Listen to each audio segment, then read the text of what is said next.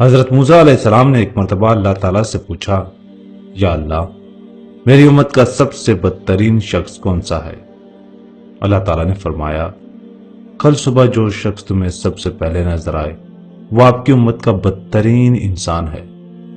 حضرت موسیٰ علیہ السلام صبح جیسے ہی گھر سے باہر تشریف لائے، ایک شخص اپنے بیٹے کو کندھے پر بٹھائے ہوئے گزرا۔ حضرت موسیٰ علیہ السلام نے دل میں سوچا، اچھا تو یہ ہے میری امت کا سب سے برا انسان۔ پھر آپ اللہ تعالیٰ سے مخاطب ہوئے اور کہا، یا اللہ، میری امت کا سب سے اچھا انسان کون سا ہے؟ میں اسے دیکھنا چاہتا ہوں۔ اللہ تعالیٰ نے فرمایا، شام کو جو شخص سب سے پہلے آپ سے ملے وہ آپ کی امت کا سب سے بہترین انسان ہے۔ حضرت موسیٰ علیہ السلام شام کا انتظار کرنے لگے کہ اچانک ان کی نظر صبح والے بدترین انسان پر پڑی۔ حضرت موسیٰ علیہ السلام نے اللہ سے کلام کیا، یا اللہ، یا رب کریم، یہ کیا ماجرا ہے؟ جو شخص بدترین تھا وہی سب سے بہترین کیسے ہو سکتا ہے؟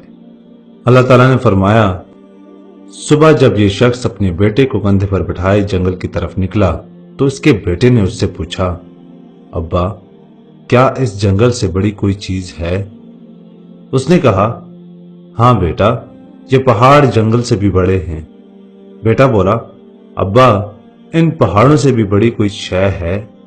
وہ بولا، ہاں بیٹا، یہ آسمان پہاڑوں سے بھی بہت بڑا، بہت وسیع و عریض ہے۔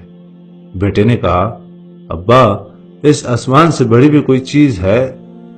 باپ نے ایک سرد آہ بھری اور دکھ بھری آواز میں بولا، ہاں بیٹا، اس آسمان سے بھی بڑے تیرے باپ کے گناہ ہیں۔ بیٹے نے کہا، ابا، تیرے گناہ سے بڑی بھی کوئی چیز ہے؟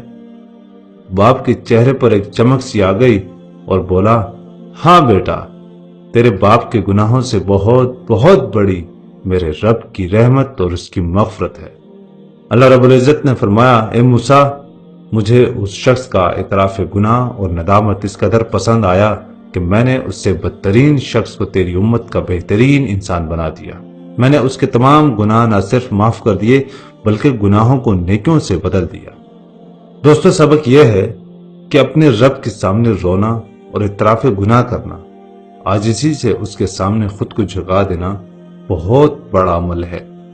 اس ویڈیو کو آگے شیئر ضرور کریں، شاید کوئی اعتراف گناہ کر لے اور اللہ تعالیٰ سے معافی مانگ لے۔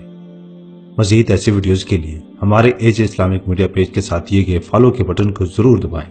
شکریہ، والسلام۔